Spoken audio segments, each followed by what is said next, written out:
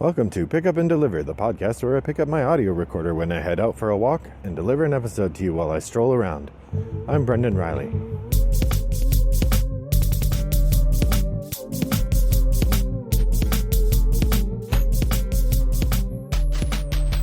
Well, good afternoon, listeners. It is a very pleasant Wednesday afternoon here in suburban Chicago. The sky is still that slate gray color that I mentioned yesterday, although it has a little bit more mottled look today, so it's not quite as gloomy. Yesterday it really did look like the people setting up nature forgot to put a sky on and just left it uncolored gray. So it's got a little bit more character today. More importantly, the weather is much nicer. In Fahrenheit, it's 42 degrees, which I guess is like, 10 degrees Celsius, maybe a little less. I still can't do that math in my head fast enough to make it worth mentioning. I should probably stop. As I've mentioned before, I am in the middle of my course about zombies that I teach at my school, Zombies in Popular Media. It's a delightful jaunt through the zombie oeuvre. Over the course of 14 days, my students watch 16, 17 movies, and we read a bunch of short stories and read a bunch of scholarly articles and talk, and we do a couple projects. And it's a gauntlet, but really fun. I enjoy teaching it. It's not quite as fun over Zoom, but it is still enjoyable. I was looking through the podcast and I realized that I had not done a board game sommelier episode in a while. And I had not done, even when I've done one about horror, and I've done one about autumn. And in autumn, I did include some conversations about scary stuff, because autumn is Halloween.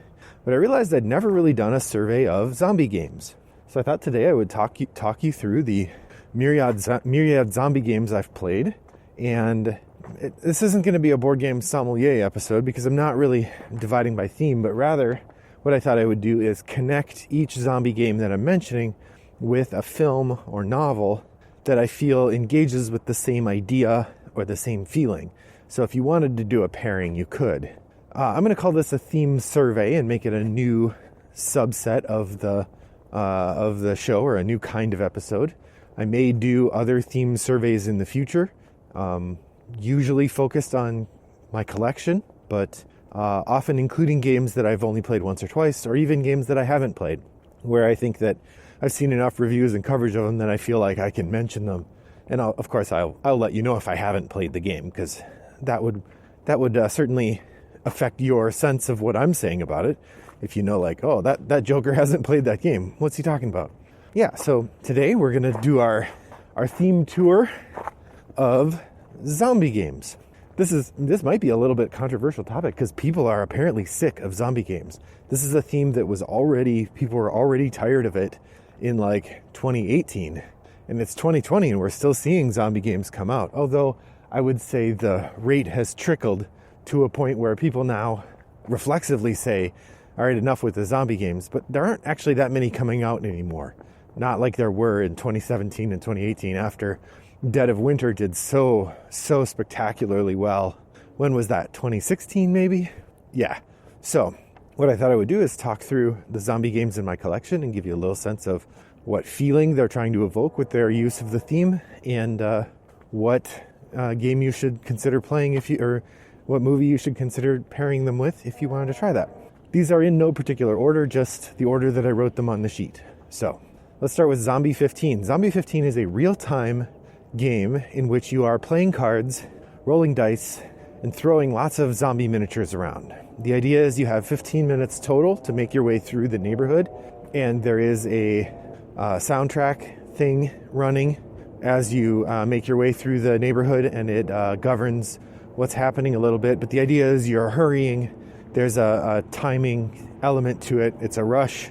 So the panicky feeling that's at the heart of this relatively simple zombie game is certainly evokes the fast zombies that have emerged since the early 2000s. Now, there are movies that have zombies that sprint before 2003, 2004, but really 28 Days Later and the remake of Dawn of the Dead are the movies that kind of solidified this idea that, oh, well, maybe zombies can sprint. And since then, there have been a whole slew of movies, to the point that it's about even Steven now whether the zombies sprint or not in contemporary films. So in that regard, I would say one of those two, the 2004 Dawn of the Dead or 28 Days Later. Now, 28 Days Later is a bit more serious movie, so I would probably say Dawn of the Dead, because Zombie 15 is definitely on the sillier side of things. Next up is Dead of Winter. I mentioned this might be the most successful zombie game, with the possible exception of Zombicide, I guess. Dead of Winter, you play members of a colony hiding out in Alaska, trying to hide from the zombies. There is a traitor element. One of the things I like about Dead of Winter is that the traitor element it's not always there. So when you're setting the game up, each player draws a motive card, I forget what they're called, goal.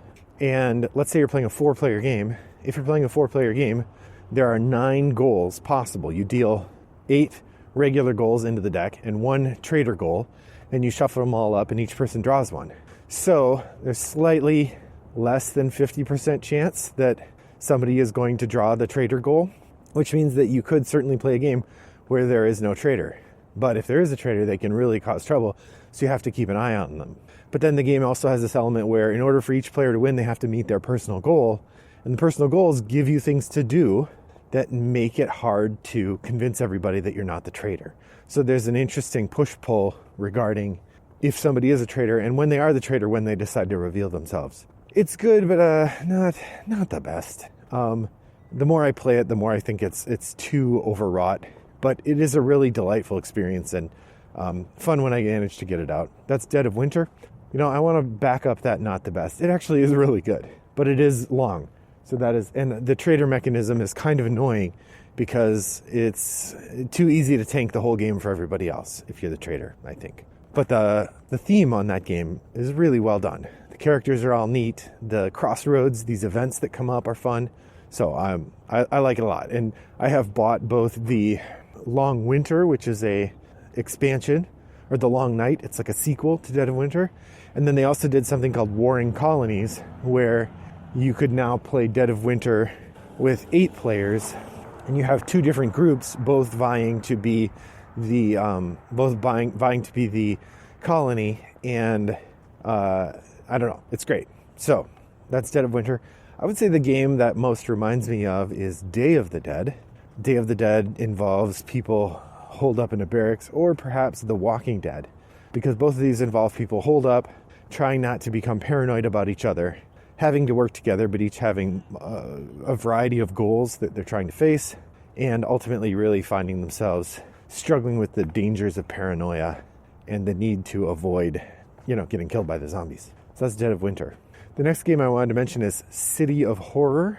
There is an earlier version of this game called Mall of Horror, which as far as I can tell is basically the same game, just a slightly different theme. Now, while you might think that Mall of Horror must map onto Dawn of the Dead, I would say not necessarily.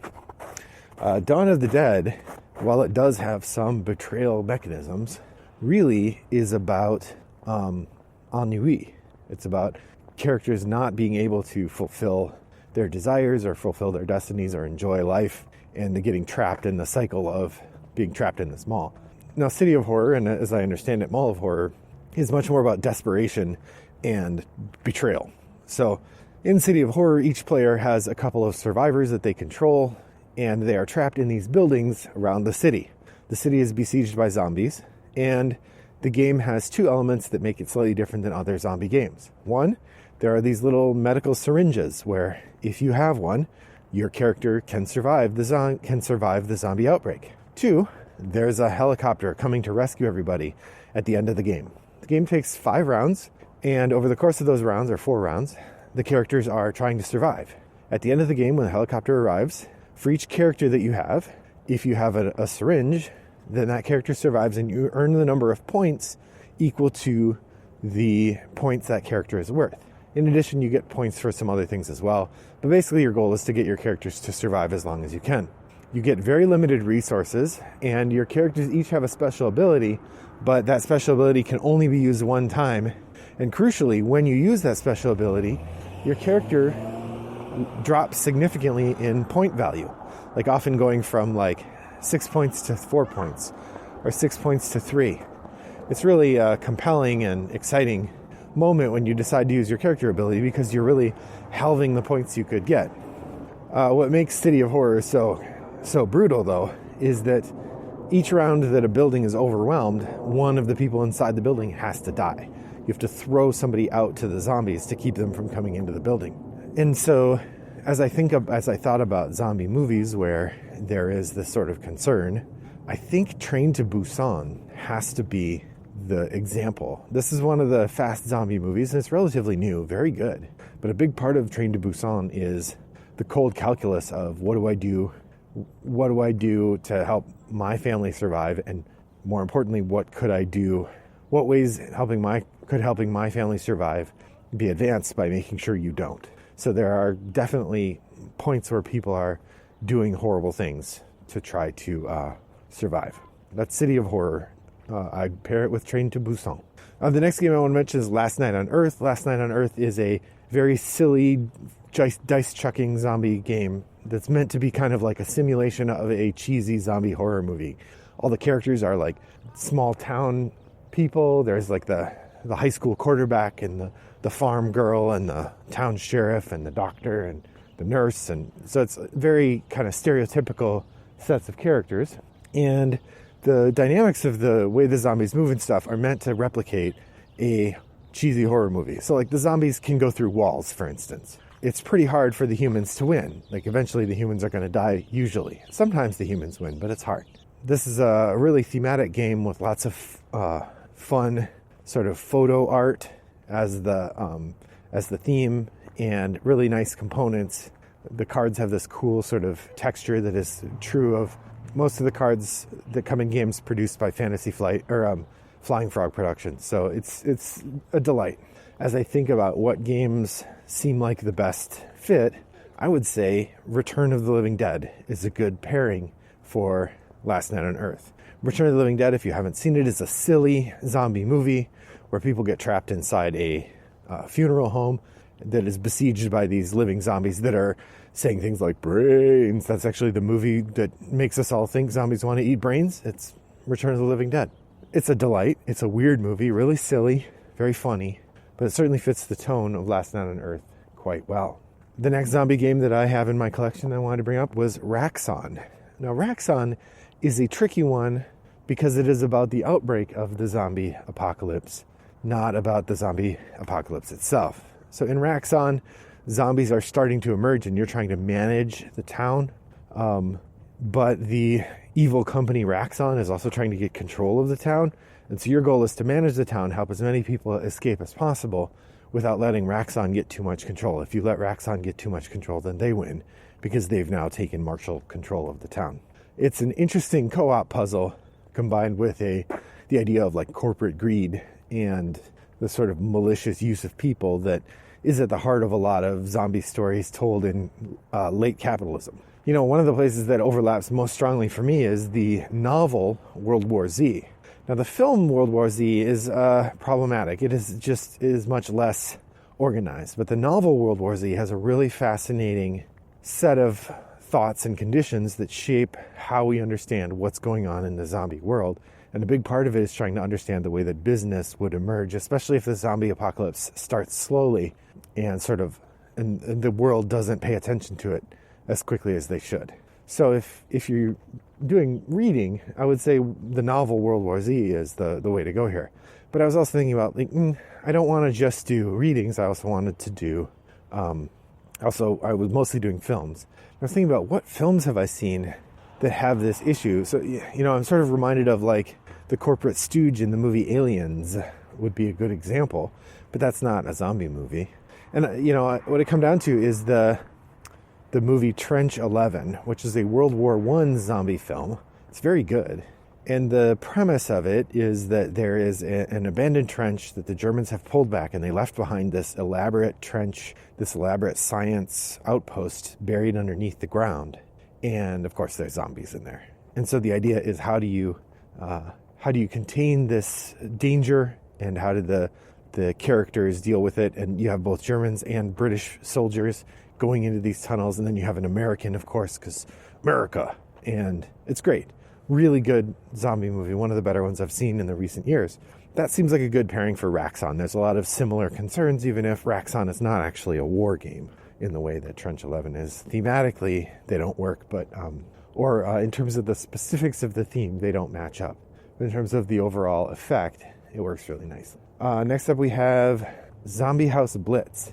Zombie House Blitz is a fast little card game built around the idea of double solitaire.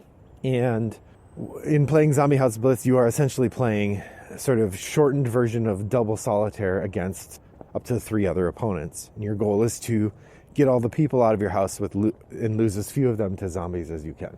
It's a delightful game. It was published on Kickstarter, and I don't think it's really available for anyone to buy. I suppose if you were to contact the publisher, they may have some copies left, but I think it was just a thing they did to get this thing out the door, and it's fun. We're having a good time with it. I was thinking sort of Night of the Living Dead, actually. The original might be a good pairing here, although the speed part doesn't fit. But certainly the idea of you have these people trapped in a house and you want to get them out of the house and help them get away from the zombies. And how can you do that without losing too many of them? There you go, Night of the Living Dead. That seems like a good team up for Zombie House Blitz. And the last zombie game that I could think of that I've played and own is I Hate Zombies. I Hate Zombies is a very light game in which it's a big group. You can play with up to like 18, I think, or 16. You sit in a circle. And everybody half the group is zombies, half the group is not. The people who are zombies and the humans play paper, rock, scissors with the zombie that's nearest to them. If they win, the zombie gets wounded. If they lose, the human gets wounded. 2 wounds on either side and you're done. A human that's wounded twice turns into a zombie that's wounded twice, we assume their head was chopped off or whatever, and they're done. They're out. And the goal is humans are trying to fight off the zombies. Zombies are trying to fight the humans. It's a fun little game. Pretty silly, but a nice experience. So I was thinking about a fun little movie, pretty silly, but a nice experience. And I was thinking of The Dead Next Door, which is an indie sort of zombie comedy, as I recall. Not great, but an amusing outing. Worth checking out. So Dead Next Door as the pairing for I Hate Zombies. I have 4 more zombie games to mention here. These are games that I have played or I own, but not both. Any that I've played and owned, I already mentioned. But I have played Zombicide. Zombicide is like Last Night on Earth, a kind of dice-chucking, gratuitous violence, shoot-'em-up kind of game. Much more focused on the gratuitous violence part. It's almost more of a translation of a game like Left 4 Dead than it is of like a silly zombie movie. So thinking about something a little bit more serious, Zombicide seems like one of the spate of made-for-video or direct-to-video sprinting zombie movies, like the remake of Day of the Dead. Pretty bad, but lots of sprinting zombies, lots of gunfire, military folks, that sort of thing. Seems about right. So that's Zombicide. The other option, I guess, would be 28 Weeks Later. 28 Days Later is a survival story. 28 Weeks Later feels like a military story in a certain way and works pretty well. The next one I want to mention is Panic Station, and very closely related, The Thing, the board game, Infection at Outpost 34. Both of these are interesting betrayer games where somebody in the game is infected, and the goal is to not get infected and to figure out who's infected and survive. Panic Station, I haven't played it yet.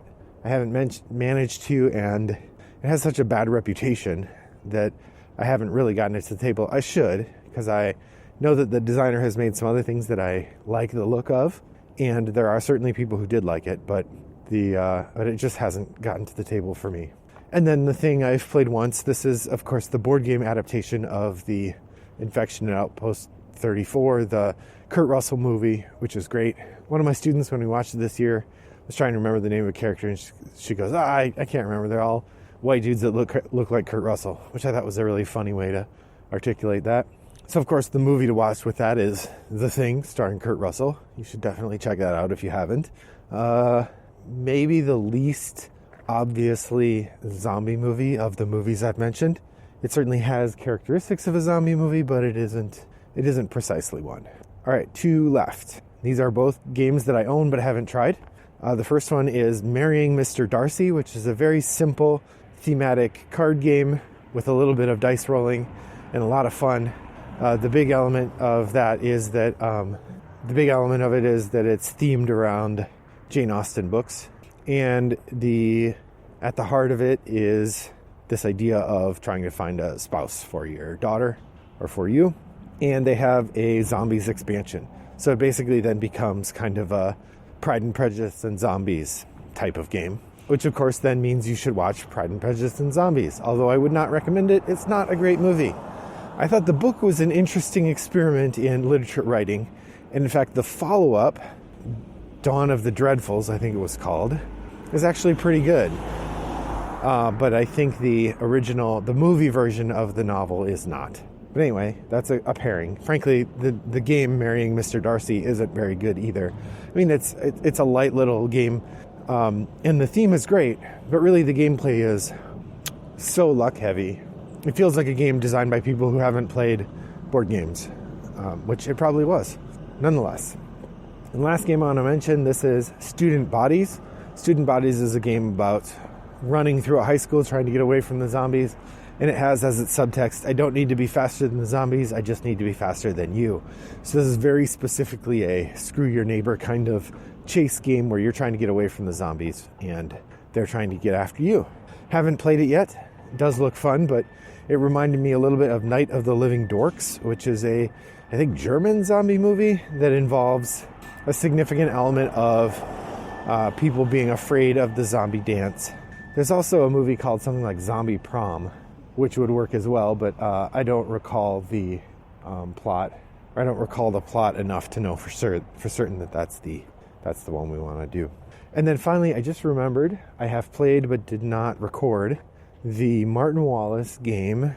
Oh, what is it? It's a Martin Wallace game about living in the post-apocalyptic zombie world, and all the game components look like they're a game that a kid made by drawing on things they'd recovered. So like the cards are drawn on playing cards, and the currency in the game is bottle caps.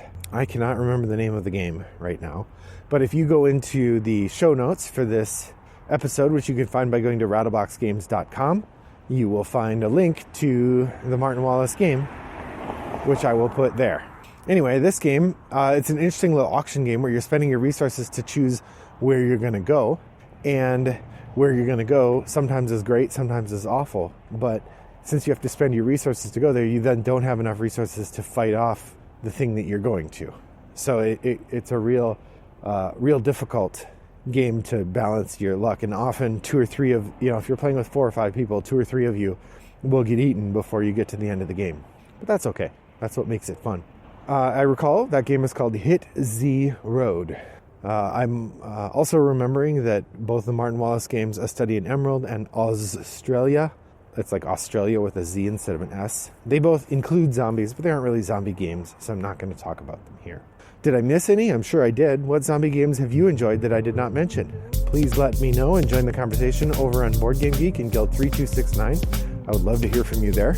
And drop me a line over on Board Game Geek. My username is Wombat929, or you can send me an email, brendan@rattleboxgames.com. Thanks for listening today. Thanks for joining me on my walk. I hope that your next walk is as pleasant as mine was. Bye-bye.